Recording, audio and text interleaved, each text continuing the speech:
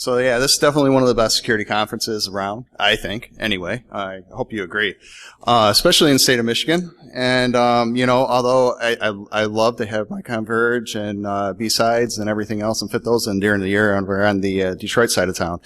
And, there's some wonderful people in my stack that I actually linked up with. But I'm D0xt0r. It's a funny name, but at one point I worked with people that had multiple doctorate degrees, and I said I will never get a doctorate degree. So that's where the name comes from.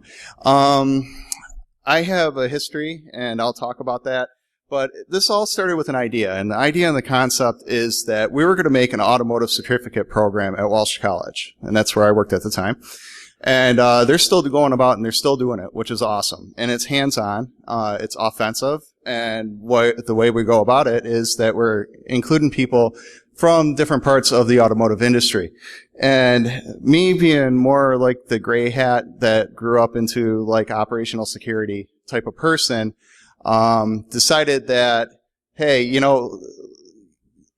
in these conversations, and as I was talking to people that work for the automotive companies that actually do try to secure their automotive vehicles the best they can, I felt a little bit out of place. I feel a little bit more comfortable in this type of environment with people like myself. So that's where this kind of came from. So we're talking about the cultural crash. And there's a couple of things that I've observed along the way while I was going to some of these different vendors and, the suppliers and automotive people, organizations, and talking to them about possibly linking up and joining the forces to help with certification. So, along those lines, basically, I felt like, there's a little bit there. I felt like what my associate is trying to say Tommy is boy. that our new brake pads are really cool. You're not even going to believe it. Like, let's say you're driving along the road with your family, and you're driving along, la la la, woo, and then all of a sudden there's a truck tire in the middle of the road, and you hit the brakes. Whoa, that was close. Now let's see what happens when you're driving with the other guy's brake pads. You're driving along, and all of a sudden the kids are yelling from the back seat, I gotta go to the bathroom, Daddy. Not now, damn it. Truck tire. I can't stop. Help! There's a cliff. that's when your firmware screws up. And your family's screaming, oh my God, we're burning alive! No, I can't feel my legs! In comes a meat wagon! Woo, woo, woo. And the medic gets out and says, oh my God! New guy's in the corner puking his guts out. All because you want to save a couple extra pennies. And to me, it doesn't... Get out. Now. Do you validate? Now. Okay, thank you. So I kind of like that, because that's one of the things that, in the security arena, we often get told is, hey, what's it going to cost? Is it actually, going to, is there a trade-off? Should we eliminate this, or should we just accept the risk? Should we just keep on moving forward? It's the decisions that we have to make. But what we have to do here is take it a step back.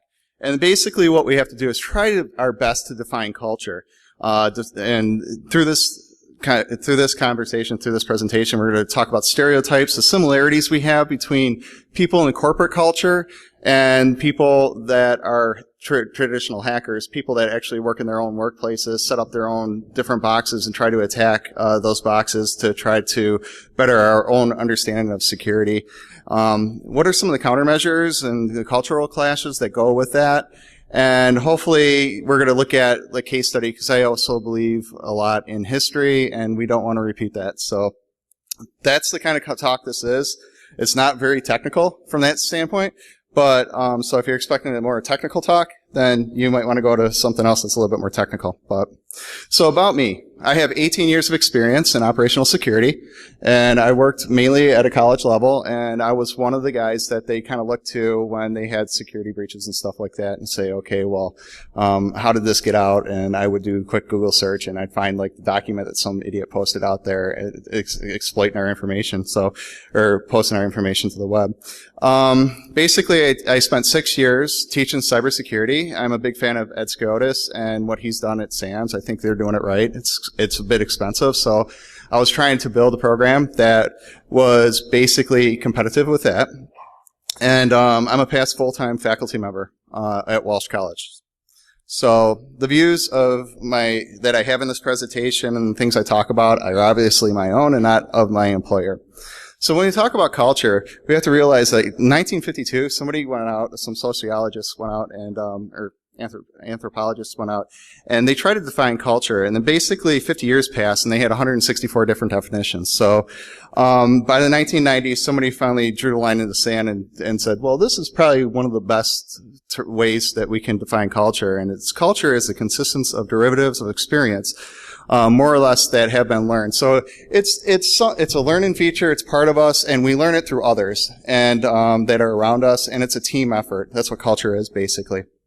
So it kind of sounds like some of the meetings that I've participated in, though, when you don't have a decision and you just keep on going on and on. The hacker culture, though, I think we can, when I speak about the hacker culture, this is what comes to my mind, that we're noble explorers, we're protector or guardians of the interwebs.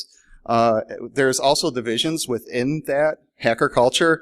There's the Black Hat versus the DEF CON. Obviously, DEF CON supporting more of the EFF group, less expensive, or DEF CON, definitely less expensive than the Black Hat culture, where you pay a lot more for viewing the same presentations pretty much the week before.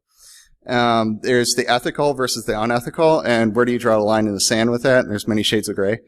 There's the hacktivists versus law enforcement, and then there's also the subject, when we talk about that, it's very deep and wide. So due to diversity and experience, the views of this may vary, and we could probably argue about this all day.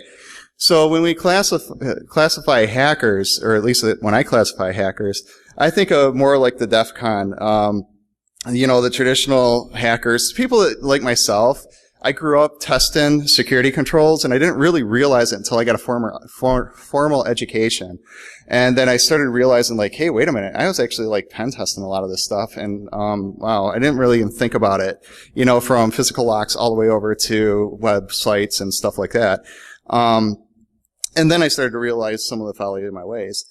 The Black Hat actually represents more of the corporations, and there's a few people like Mudge that actually can make the crossover from the DEF CON to the Black Hat and so on and so forth, and consult with the Pentagon. And he kind of represents a lot of us, and he helps out with the hacker community as well. Cultural clashes, basically, these are the ones that I think that we have. We have media versus the hacker versus corporation. We have a huge one, which is basically, should we go ahead and have open source for automotive vehicles versus the closed source argument? One side believes that it's information sharing. The other side believes that we should have hands-on. There's the unbound people, which is more the hackers, versus the corporations that have very strict boundaries of what you can and cannot do, and what you will say and what you won't say, or you won't have a job. So there's the communication response. There's the hacker tools that are out there that are different.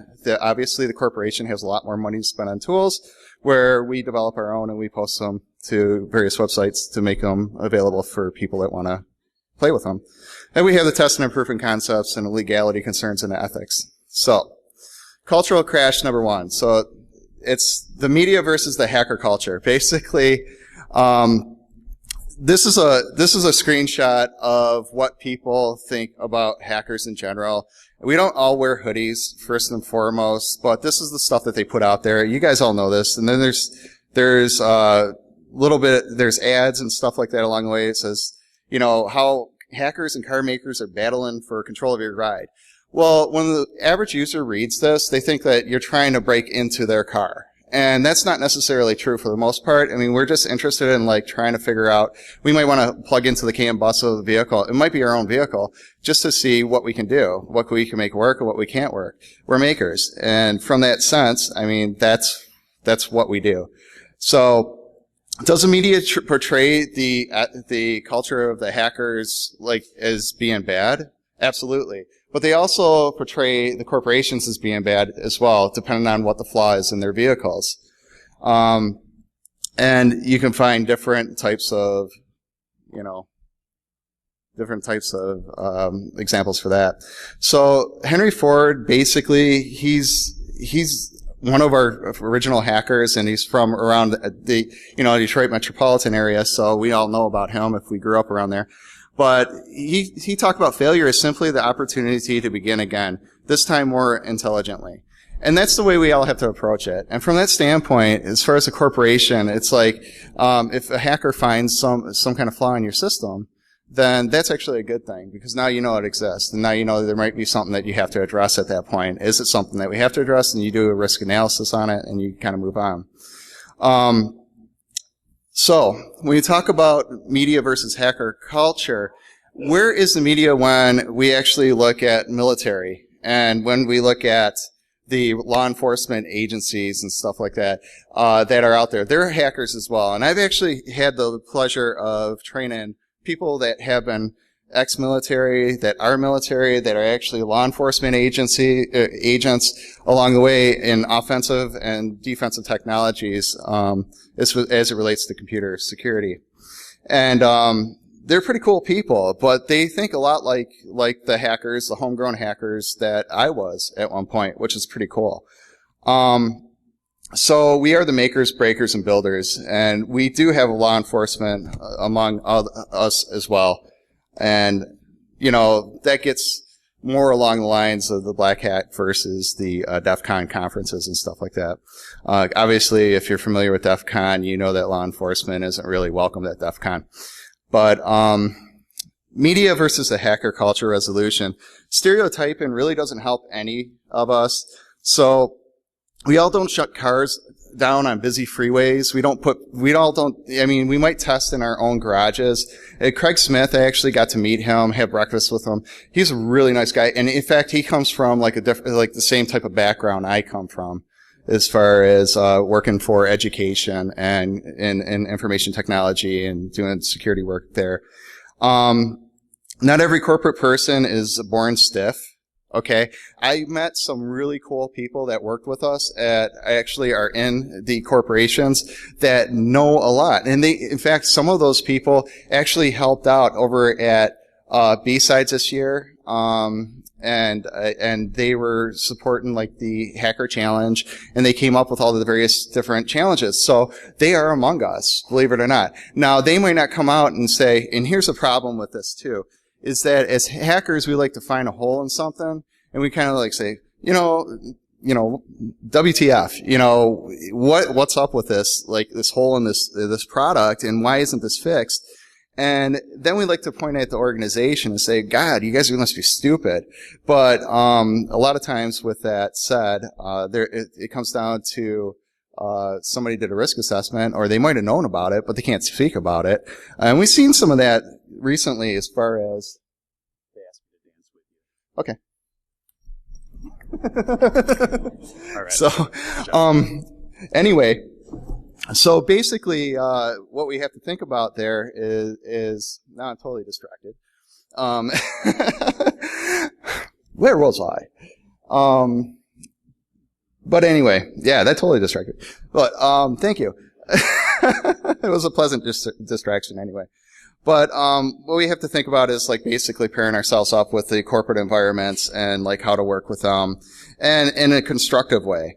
So corporations don't all address the zero-day disclosures in a timely manner as we would all like to see. And it's never been a cool thing to the public or the hacking community. And the reason why this is, and it's the same in cars as it is in any server or operating system that's out there, is because we just want to see it fixed. Okay, and the reason why we go ahead and we just go put things out there and to the public and we say, okay, well here's the vulnerability is because it actually lights a fire underneath somebody's bum. And what you have to realize is there are employees that are in the corporate that care about those security concerns. We have with the example, and that's what I was getting to before I was interrupted, was with Yahoo. Recently, they had a very good security expert in over there, okay? And he finally came out and said, look, we tried to secure this stuff a few years ago before this all happened. We tried to be, in the forefront as far as security in Yahoo, but basically what happened was they decided the cost of spending the money on the countermeasures wasn't worth it, okay? So he ended up moving on, and he's probably getting paid pretty good for it, and maybe has less stress. But that type of stuff does happen. So anyway, media versus the hacker culture and the resolution, you can see here is there is one way that I was looking at this, as far as the hacker in me is why don't you just fix the damn thing? Okay, and that's on the outside. But when you look at it from a back view, and as I'm sitting in these meetings and I'm meeting with these people that are very intelligent, and just as every bit as intelligent as me, and totally understand and are able to hang with me in my conversations, I was like, wow, these guys are not all idiots. These guys actually do know what they're talking about. They're actually in our community. They're doing a lot of the cool stuff that we're doing. And we have to realize that perception is something that we all make up. And this is psychological. And it's at that point, and I always like to think of it like this. It's just like a culture, but it's made up in your mind. It's something that you've learned ever since you were a baby and you were born, and you carried it right through. And my perception had to change at that point. And that was a paradigm shifting thing. And going to a lot of conferences, I've heard a lot of hackers kind of bash, the corporations and stuff like that for not fixing things right away. But there is a resolution for that. So dispel the myth of terms of contribution. So there's teamwork. What I want to think about is how can we go ahead and contribute more to the actual corporate environments.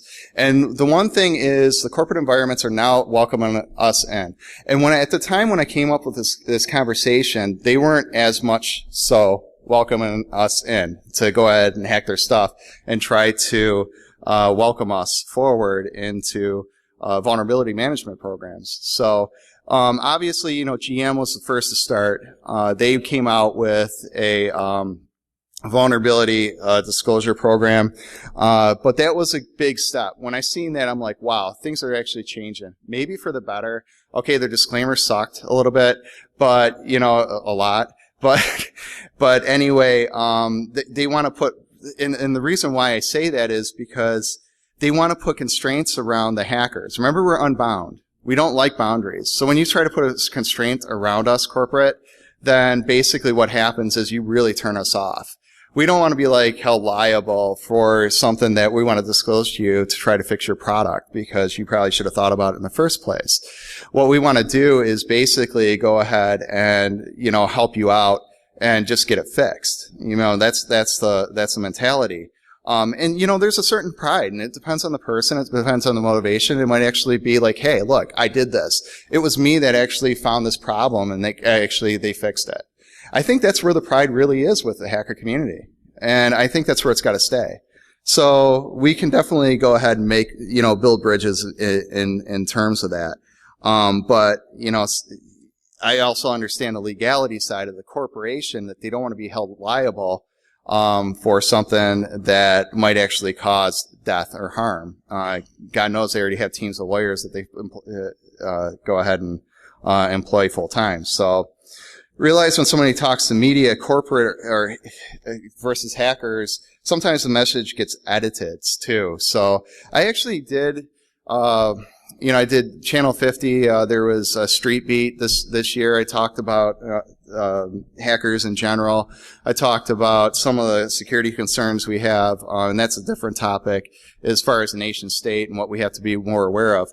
But in those conversations, you have to realize that sometimes when you say stuff on TV and media, and for those of us that have actually been media trained, sometimes it might get edited or cut down, and then all of a sudden it doesn't sound right. So you have to realize that, and that happens to corporate too. So this plays a lot into the perception of overall public as well. So media is kind of like one of those things. It's like I don't necessarily believe it every time I see it. So, and that's the point of that slide. But, you know, that's what I'm saying is like, you're better to take it back to the person and actually talk to them and try to find out what they said and try to get clarification if you don't agree with it. That's one great thing about this conference is like everybody here like wants to help everybody else out. But, you can always go up to somebody and talk to them. Like I have conversations about building, you know, my classes and stuff like that. And I'll go out and I'll reach out to Chris Roberts and stuff like that. I mean, this is the best thing. And that's why I love this community. I love this setting as far as that is concerned. If you want to talk about building an educational program, then come talk to me. I have like 18 years experience in it. But, you know, open source. So in order to contribute to open source, both parties need to have trust with each other, the hackers and the corporation. Obviously, the trust isn't there when you actually have some kind of sign-off. You know, you're signing your life away, you know, just in case something happens. And the GM's bug bounty program, like I talked about, was a step in the right place. And Charlie Miller was like the first to voice out there, and hopefully we all know who he is, but he's one of the guys that hacked the Jeep and made it like stop, go off the road. Chris Vlasic is the other one. And basically, with that said, he blasted GM right when it first came out because he read the terms of agreement. And then he actually talked to General Motors guy, as it said here, so you have to follow up with something like that and realize that, you know, he's actually like the person on the inside is actually a really pretty cool person. Like when he sat down and he talked to him, it's because he's not that much different than Charlie. Okay. They seen eye to eye. And this is case in point. Okay. So they're human. They have families to feed.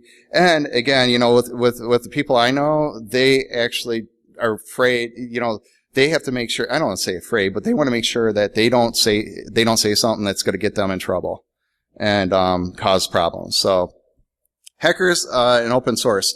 We tend to be more willing to share, especially in this community. It's like, hey, I wrote some code, you know, do you want to check it out and see if it works and maybe have any input?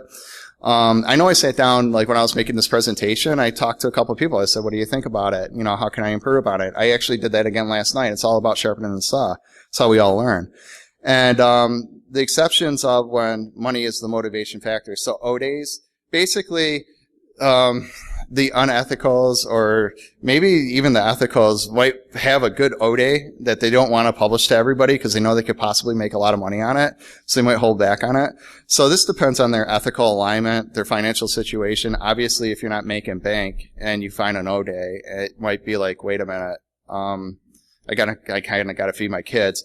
There might actually be some ethical choices you have to make there. Hopefully you make the right ones. But with DEF CON, for example, it has parties where people are all up all night sharing, working together, hacking, and helping to facilitate each other's education. And that's the greatest strength of this community. That's what I love about it the most. And that's why I teach security, because it's fun. I mean, I just went and I seen Nick Jacobs talk, and basically what was cool is is there anybody in that 5 Nights at Freddy talk that was there? Okay, Nick Jacobs is actually one of my former students, which is kind of cool. So I'm proud to say that because I see a couple of them here. And actually, I'm hooked up and I'm hanging out with another one all conference, which is cool. So it's fun. When you have a passion, you can share it. And I think we all have a passion we could share. And that's why I'm up here. So open source is a theme for the most part. B-sides, cons, etc. They're clear examples of that.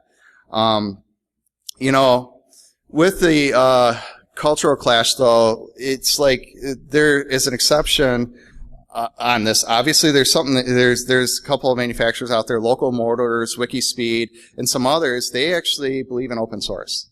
They publish their different products that are out there, so people can review it and actually look at it and say whether this is a good build or it's not a good build for their cars. If there's any kind of vulnerabilities in it. You know, what should we do with that? But, you know, as far as like GM, Ford, and some of the other ones, they tend to be more tight-lipped about what they're working on. And that's more apparent, like, when I went to similar facilities, it's like, I taught a lot about physical securities. When you go into has anybody ever gone into a corporation like Ford, GM, or any of the big three automotives around here? Yeah, when you go in there, it's like you go in through your first man trap, you're like, wow, they're really, really serious. And by the way, I tried to like talk to people and see if I could kind of socially just let them no. That wasn't going to happen. They knew that they could lose their job. So it was very serious. But I was thinking like, well, maybe if I was nice to this guy, he would let me in so I wouldn't have to wait here like 15, 20 minutes for somebody to come get me.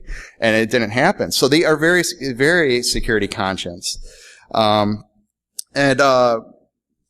there's codes for CAN bus that are not published. It requires using techniques like fuzzing, but the GPAC shows that fuzzing works, and that's how Charlie Miller and Chris Vlasic actually got their data. So hiding the codes only slow down the attacks, but it doesn't really stop it overall. And, I think maybe that's a strategy that the corporation likes to have, and maybe that's why they're not so big on open source. But, attacks are going to happen, and people are going to find their way around systems. This goes back to a conversation, too. Realize that before I even accepted a job as a cybersecurity full-time instructor at Walsh College, which I'm not there anymore, that basically, and that was by my own choice, but basically I was sitting down at a bar, and I was sitting across from somebody, and that person later on was going to be my contact. So, the cool thing about it was my hacker side of me actually was more social, and I was able to make a contact within an automotive company that was able to land us a meeting, which was pretty cool. So that's something to definitely have going for us. But the overall conversation, and the reason why I bring this up is it's very much about open source and closed source. Is he told me that he was basically working for a major automotive company, and this is like, he's been through a couple of different automotive companies, and what happened was he got placed over at this one he's working at now, and he said that, I said, he didn't know my background, which is funny. And I said, well, what do you do? And, that kind of conversation comes up. And he's like, well, this is what I do. I work on firmware for automotive. I said, what do you think about vehicle hacking?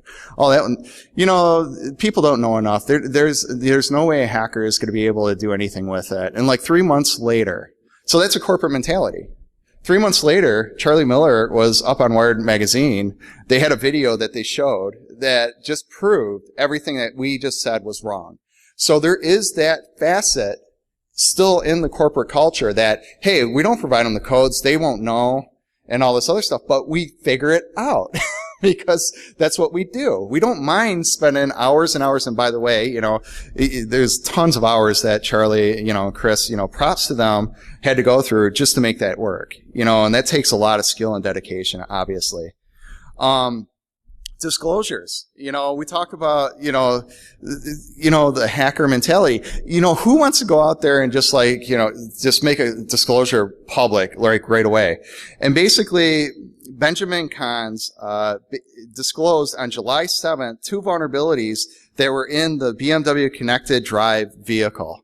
Okay, but let's go take a look back. In February, he actually went and he contacted the BMW corporation, and he said that, hey, these vulnerabilities are in there, and the client-side cross-scripting vulnerability is also on your website, and they didn't do anything about it. So he sat on it for months, and nothing ever happened from that. So, and we're going to talk about how to fix that, hopefully, if there's not any corporate people that walked out already. But all technology, blueprints, and patents should be available. It sounds like a fantasy, but there are companies that are actually doing that. It's just not the major players in Detroit. So OS Vehicle has a $10,000 car concept. There's Tesla, obviously, opened up patents. More experiment and creativity is going on, and people are learning how to work with the technologies that are in these systems and actually how to break and fix them. More innovations from third parties, that's what it means. There's a good thing that there are smaller alliances that are out there, and actually major automotive players are part of those alliances. So, And we're talking about Ford and GM and stuff like that. So there is an alliance out there, such as the Open Automotive Alliance for Android, where the major manufacturers are out there. So to shift your paradigm a little bit, it's not like it's totally closed like we think it is. So they are sharing a little bit. And that's another reason why I want to get up and have this talk, because, again, dealing with these people, I found these things out, and for my own research, just Googling and checking it out. However, being completely open to the public of the world will attract top talent, as pointed out by the head of Tesla. And you know what? The other thing is, maybe you'll find somebody that's like really geeky and like a hacker and like wants to learn this stuff. And when you see these jobs right now, there's a ton of jobs posted out there for automotive security, but they want you to know CAN bus. They want you to know all these different things. And how do you break into that field? Well, the more you mess with this stuff, the better you're going to get. So, hacking tools versus legality. Well, Charlie Miller, he goes up there, he talks about, there's a lot of people out there writing their own programs on like how to read CAN bus. Why would I ever need to use any of those programs when I have Vehicle Spies, and Vehicle Spy is like one of those tools that are out there that's available to people that make big money, or work for big corporations. So what I found was in conversations and this isn't just like Charlie Miller saying this like on Twitter. That's not where I get this information. It's real world in the meeting rooms. We're talking about we use Canoe for CAN bus sniffing. And we were talking about that, and then all of a sudden, one of the people from the corporation was like, well, or actually, they use Canoe. And then I said, well, we use Kayak, which is kind of a play on words, because Canoe is actually the bigger, more paid for, has more feature rich in there. It's like $3,000 or something for the program, where Kayak is free. So if you can imagine the difference in those two. But there's a big difference between what we use, hackers, and what the people use in the corporations, which is also something that could have a limitation. If you're looking for employment and they want to actually have you have experience just with this one thing. But you could say, hey, I play with Kayak, and maybe, that would give them enough to say, oh, I know what Kayak is. They know these tools. They know the free and open source tools too. So, like I said, they're not stupid. The Vehicle Spy, that's something that Charlie Miller prefers. Sharing information. Automotive tends to be a little bit more responsible than shutting down a vehicle on the freeway. Obviously, they do it in closed environments so that they don't hurt anyone. This creates a struggle both legally on capital. That's the other thing, is like, I've got friends in low and high places, and some of those people actually had to go before Capitol Hill and defend what Charlie Miller did because it was perceived as irresponsible, which who can fault them, because somebody could have got hurt. And so there's that legal struggle on Capitol Hill that goes both ways. They want to take our rights away for testing on vehicles and testing on different technologies. Well, where do you think they get these ideas from when they see stuff like this? So there's that lone gun mentality out there, but also, if it wasn't done, who would ever take it as a big perceivable threat? So there's that other side of the coin. And it's like, and to me, it almost seems like what's happening, and this is my humble opinion, is that we're getting pushed into the corner of making these horrible decisions, because nobody's going to listen to us unless we actually do that. So, more solutions. To demand respect, you must gain respect. And in the corporate culture, that's definitely more true than not. So it pays to be professional when you're dealing with these people. I didn't have the Tommy Boy meeting because I understood that. Okay, that's what was going on in my head. Was the crashing and stuff like that, and the burn. Your car's going to do this and that unless you actually get our help. But rants are good, but solutions are better. I think we started off a few years ago. We used to rant about security. Now we're all talking about solutions. So we have to have clear lines of communication. And when I talk about this, corporate has to have clear lines of communication with the hacker culture. The hacker culture also needs and wants that communication.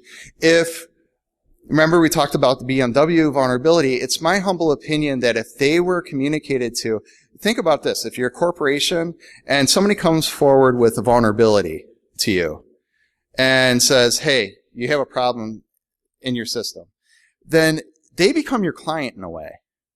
You should manage that connection.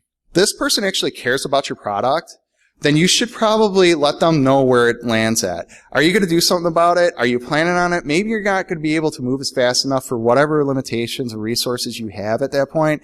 But you don't have to tell them all the details, but at least communicate to the hacker community to let them know that it's on your radar.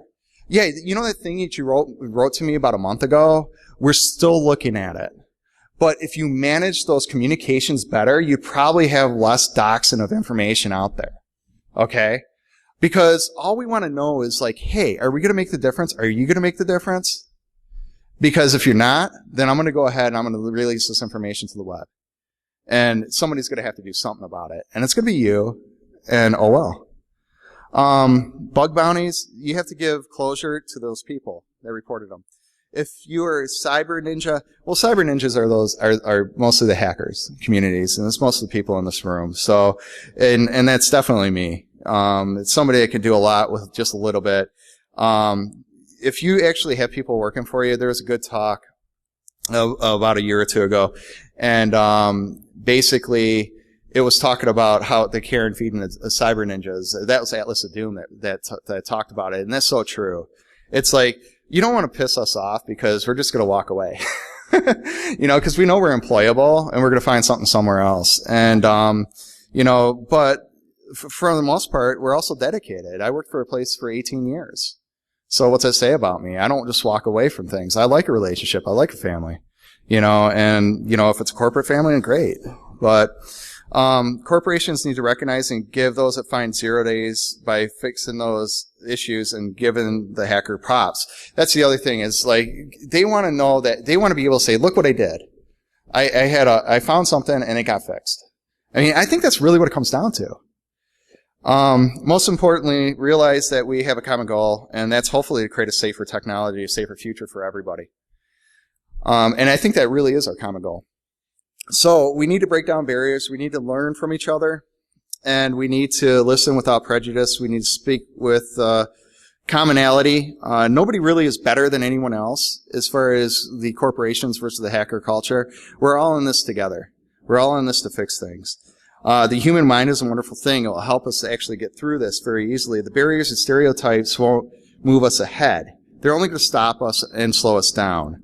Conferences are okay, but action is much better at the end of the day. So there's a concept of internal hackers that I kind of came up with a while ago, and it's kind of the cyber ninja versus entrepreneur versus entrepreneur. Entrepreneur is people, and this is an older term from when I was going for my MBA a long time ago. But it behaves like an entrepreneur, but inside the company, you're actually taking it and you're making your own business. You're taking a lot of pride in your work. And I think a lot of us cyber ninjas do that. We take a lot of pride in what we do, and we want to carry that forward. So, you know, if it sounds familiar, it is because it is familiar. So, here's a little quick quiz. Anybody know who these guys are? Who's the guy on the left, and who's the two guys on the right? Does anybody know? So this is like the last part of my talk here. Whoops. I probably already just said it. It just went forward. So it's Roger Boigley, physical engineer, which is on your left, and Charlie Miller and Chris Velastic, which is on your right. So I got my directions messed up here. But what do they have in common? Basically, Roger came out with a vulnerability that was in a vehicle. So did Chris and Charlie Miller. And the perception of Roger was much like Chris and Charlie at the same time. They have messages to deliver, but the action was either slow or too slow or in denial. So keep in mind, Charlie and Chris, again, they did not go out to Chrysler and say, hey, Chrysler, you know, we're just going to go ahead and release this. No, they gave Chrysler some time. They didn't get the response that they thought they should have had, and then they released it. Okay. The perception was pretty bad. Corporate culture does play a big role in this. And it's hard to recommend for corporate culture because it's so large to change. But people focuses on differences more than not, and those differences often hold us back. And why is this important? Because Roger wrote a memo in January 1985 concerning a faulty design in a vehicle. I'm sorry for my presentation. I keep on skipping forward. But anyway, the rocket boosters was a problem in the Challenger.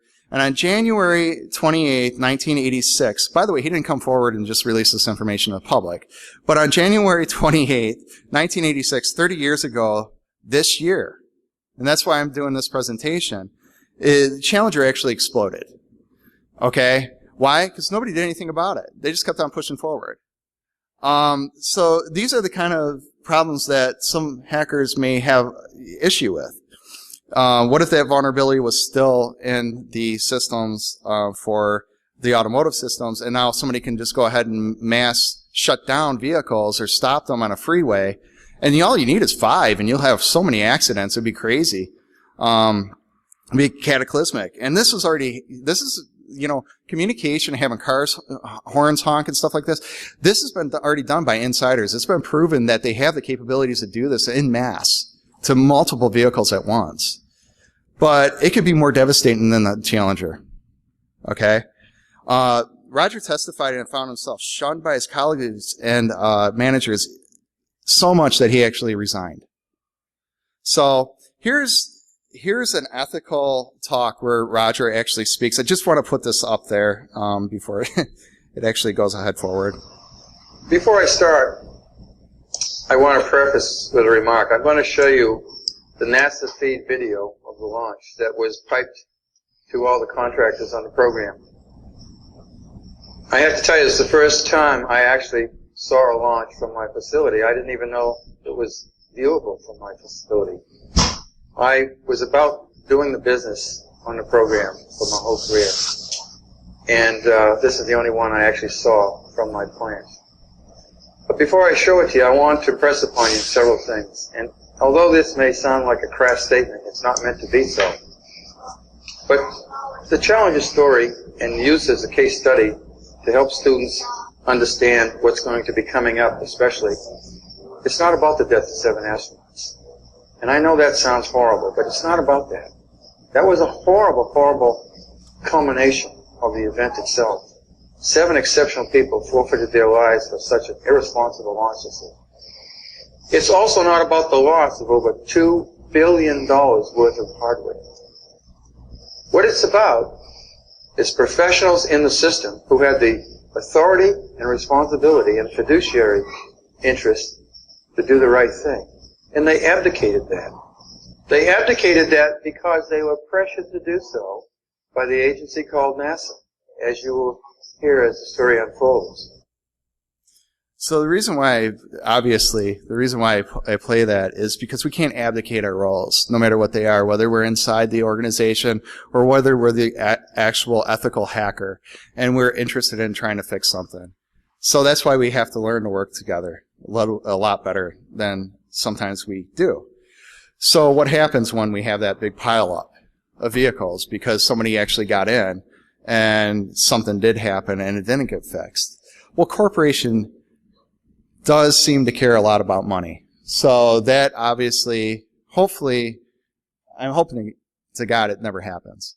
And I'm a religious guy. So, as far as hackers themselves, one doesn't have to look far to see different types of hackers that are out there.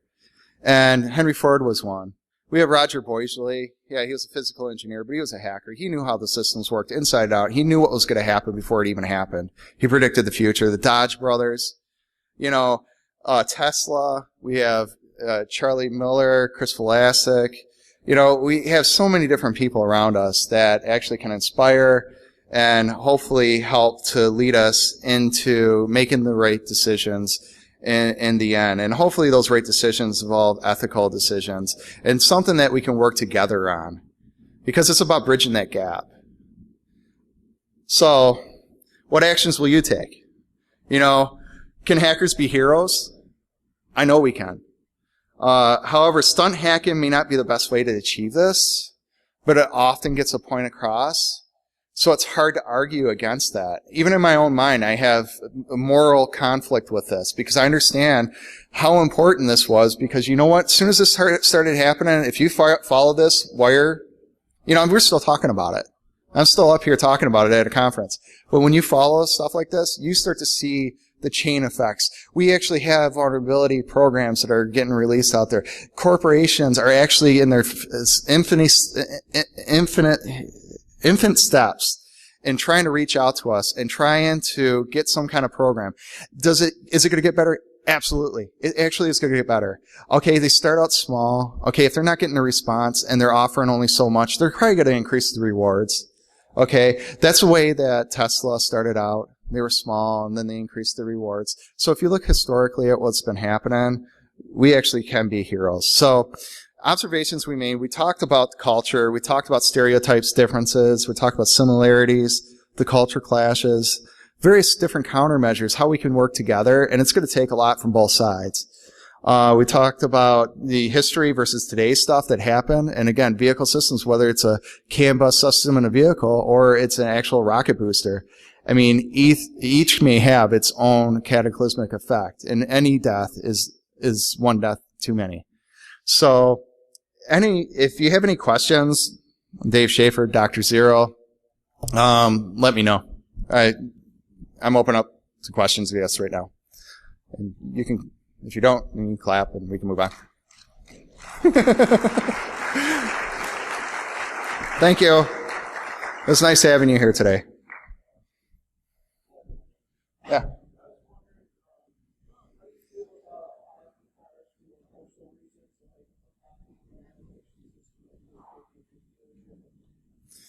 So the question is, how do I feel about unlocking vehicles' potentials through automotive cars? And he gave an example of a navigation system. I think that if you could personally, I feel that that's cool. I think that we should investigate, we should explore. However, I know for a fact that corporations don't feel that way for obvious reasons.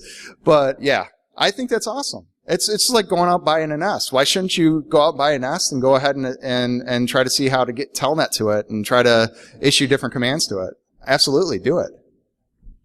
Any other questions?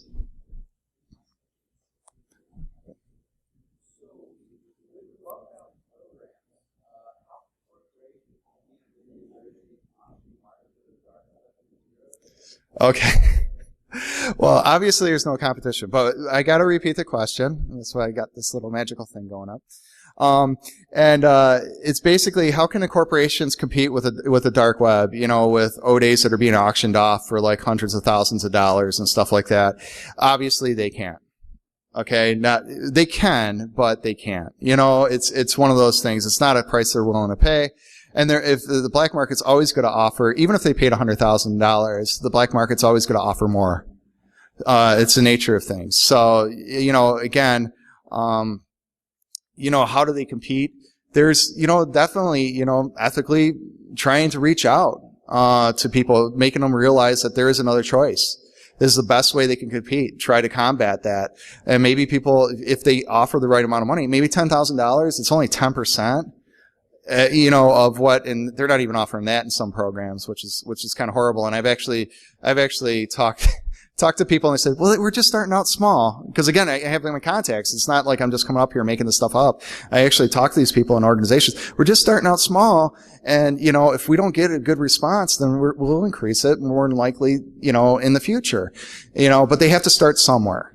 And, and if you give somebody $10,000 or $100,000, they may actually go for the $10,000 just because it's the right thing to do, as opposed to, because when that thing hits the black market in O-Day, you never know what foreign government or whoever is going to use that, because that's the people that are going to pay for that stuff, right? Yeah, could be our own government too, but so we have a history. Anything else? Okay, thank you very much.